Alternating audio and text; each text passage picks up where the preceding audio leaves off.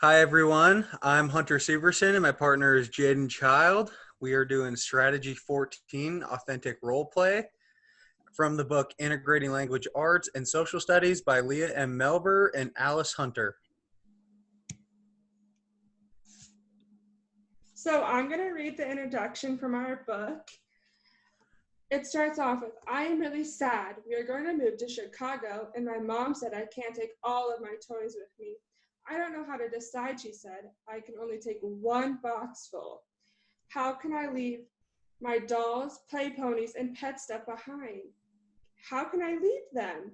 I love them all so much, said Rosa. Rosa's dilemma, as described in the previous passage, in which she said is forced to choose among her most cherished possessions, her toys, echoes in a minor way decisions travelers throughout time had to make when they decide to go from one place to another. Of course, the decision made by those who chose to immigrate to the new lands or who were forced to leave their own countries were much more monumental than deciding which toys to abandon. These immigrant travelers must first decide where they are going, how they're going to get there. Questions and dilemmas abound. How will they get money from their voyage? How will they be accepted once they arrived at their destination? How will they earn a living in this new place? Will the whole family go at the same time, or will we have to leave each other? What items are they going to bring to the new place? Should they bring articles that will remind them of their home country? Should they bring items that they know they'll need in their new home? Challenging social studies students to create their own traveling boxes as if they were going on a long journey can assist them in understanding the dilemmas of immigrants and travelers throughout the ages. It can help them realize the students their own age were actually involved in traveling along the Oregon Trail and arriving in the New World on the Mayflower. Creating traveling boxes the size of a shoebox can also help younger learners consider what is really important and that can fit in the size of a shoebox. What material possessions, such as Xbox, PlayStation, and so forth, do they really need to survive and be happy? What is really important to them and their families? Asking learners to create traveling boxes is also a form of role-playing. Most younger students have to pretend and go on adventures. Furthermore, possess their role-playing can assist students in becoming conscious of their values and beliefs. An important issue is to examine their values. They begin by pretending that they are traveling a long distance and are limited to what they can bring with. Do they bring essentials like toothpaste and soap? Do they let their parents worry about packing these items? Do they bring their favorite toys and books? Do they take photographs with them? This activity asks students to instruct learners about decision-making, responsibility, and consequences. For example, if a student decides to cram his or her box full of candy, what is he or she leaving behind? Might he or she get tired of eating only candy? What might be needed at the new destination? How would the student feel if the parents decided only to pack their boxes full for things of themselves and not for their children or family? So our video is going to continue to talk about the shoebox activity and how to implement it in your classroom. So, what is the traveling box activity? So, teachers can begin this activity in a variety of ways. They can couch the introduction in the historical context of the various immigrant groups throughout time who have traveled. They can discuss reasons for immigration in the past and present and consider why immigration might happen in the future. Teachers can also begin the activity by discussing the trivials of moving. No matter what time period or how short the distance, as a way to get young learners to relate to the topic. They can talk about what they themselves consider their most prized possession and ask what students value the most. Next, The idea of collecting items in the space of a shoebox can be introduced. The articles in the box are the only things that students can take on a long voyage. Students can be asked to brainstorm as a class or individually prepare a list of things. Chick 2008 provides an excellent example of such a list in teaching women's history through literature. However, her list related to what an 8-year-old would bring to America in 1856.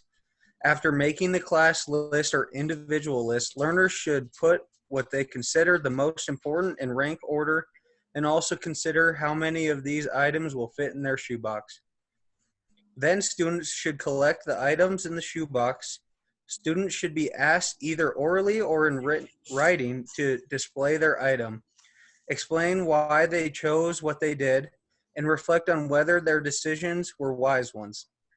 Learners can decorate the outside of their boxes in ways to reminiscent of the immigration trunks used by those who came to America in the early 1900s. Teachers can then ask learners why they choose to decorate their boxes as they did.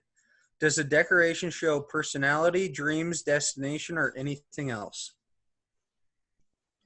So now we're going to talk to you about what we would bring in our shoebox if we only had 30 minutes to pack for this long journey. So I'm going to go first.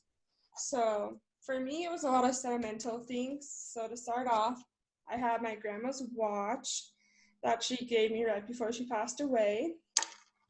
My second one is my engagement ring, which I have with me all the time anyways. And then I have a necklace with my first elk tooth that I got on it that my dad made into a necklace for me. And a little charm that says love you, which my mom gave to me. So it's a necklace to make me think about my parents. I also had my cross because it really reminds me of my faith and who is really in charge of my life. And then I also brought a snack, a piece of candy. And then lastly, I have some photos that I have to take out of the photo frame to put in my shoebox. What about you, Hunter? Well, I kind of got the essentials. So I'm going to start first by the most important thing is my wallet. This right here has about everything to make my life continue. I got my ID, my credit card, money sometimes. Next, I have my headphones because if I'm traveling, I definitely need headphones. Otherwise, I may go crazy. Next, I have my coat.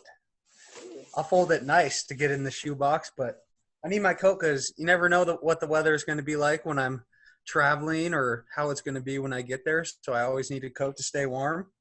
And then finally, my phone. My phone has all my pictures on it and a way to communicate with my family if I was the only one traveling or just to get myself around. So that's what I would take with me. That's awesome. I really like how we both have such different items to put in our shoebox. So I think that's really unique, and I really think it's a great example of how we could see our students doing this activity a little bit differently with what they value in life. Yeah. So next we're going to talk about the research. So in an article titled Authentic Role-Playing as Situated Learning, Reframing Teacher Education Methodology for Higher Order Thinking, the study talks about it's a self-study that concerns the use of authentic role-playing as a situated learning, which is also known as ARSL, a situated learning methodology that allows our pre-service teachers to pause the interaction during classroom role-playing in order to gain access to complex critical thinking used by expert teachers in their moment-to-moment practice. The article talked about 2 instances of ARSL in which we engaged pre-service teachers in a 5th grade mathematics lesson using tiered instruction implications for teacher education. They'll discuss how they explore and analyze role play and the problems that they encountered in the attempt to improve the teacher education practice. And then the second article talks about how meaningful learning of social studies, content skills, and values through a constructivist approach, which constructivist approach is more student-led and student-centered. This textbook talked about how it was designed to help teachers facilitate and develop the students into problem solvers and decision makers, which role play can really put a lot into it, because with role play, again, the students are the main focus. They're leading the class and they are leading the lesson compared to a teacher just lecturing them. All right. And then I have an article here from the BBC, and it's titled Role Play. And they just kind of give some ideas of like why you should use it in your classroom, how is it beneficial to your students. So first off, I'm going to start incorporating role play into the classroom adds a variety, a change of pace, and opportunities for a lot of language production using role play. And because that it allows a student to become anyone they'd like to for a short amount of time. And the world of the classroom is broadened to include the outside world. So it's offering a much wider range of language opportunities. And then I think these are 3 good points to have if you're using role play in your classroom. You're going to need a facilitator, you're going to need spectators, and a participant. And the facilitator, the students may need new language to be fed in by the teacher. If rehearsal time is appropriate, the feeding in of new language should take place at this stage. The spectator, the teacher watches the role play and offers comments and advice in the end to enhance their role play. And the participant, it is sometimes appropriate to get involved and take in the role play yourself. So it's kind of just work with your students, be a part of it, just make it enjoyable for them, because if they're enjoying it, they'll be more motivated to learn. One thing that I really liked that your article talked about was that it gave students, even just for a short moment in that class, like the ideas to be like whoever they want to be in that moment. I think that's really important, especially in small town schools where kids don't have as much worldview, that this gives them that opportunity to really explore different backgrounds and culture. So I think that's really cool that your article mentioned that. So another thing I just want to talk about with the research is how role play meets students with special needs. So I'm going to read out of the book that we have, and it says, this activity is accessible and fun for most students because it revolves them around themselves and their own thoughts and decisions. Limiting the number of choices or items or providing a list of suggested items are 2 activity modifications that may be helpful for the reflection part of the activity.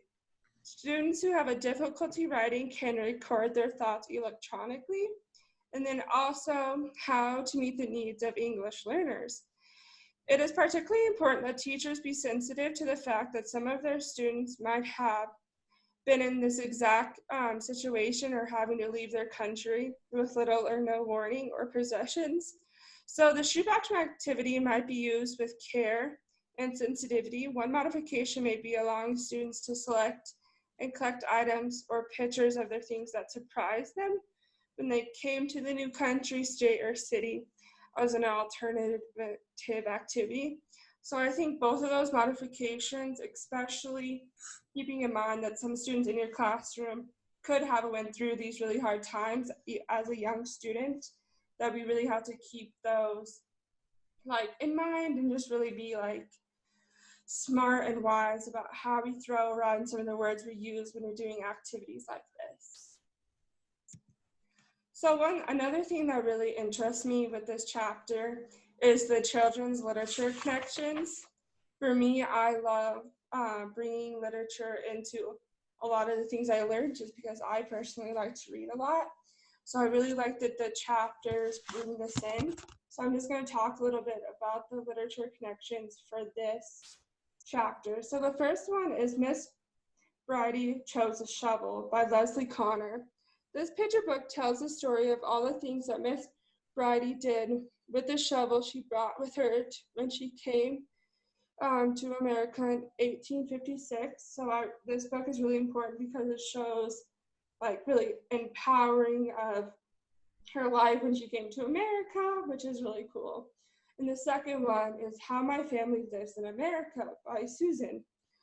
So this book is written for very young students. It tells the true story of 3 children who immigrated to the United States. Many photos help learners relate to the experiences of the children and families who were originally from Puerto Rico and Taiwan. And then the last one, which is one of my favorite books, is called Quilted Landscapes, Conversations with Young Immigrants by Yale Storm.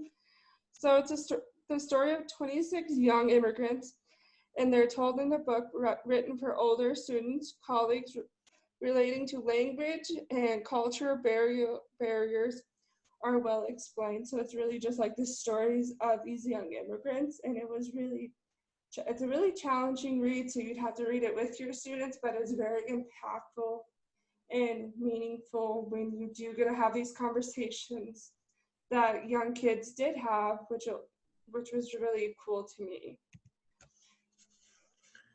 All right, and I would like to say thank you for watching.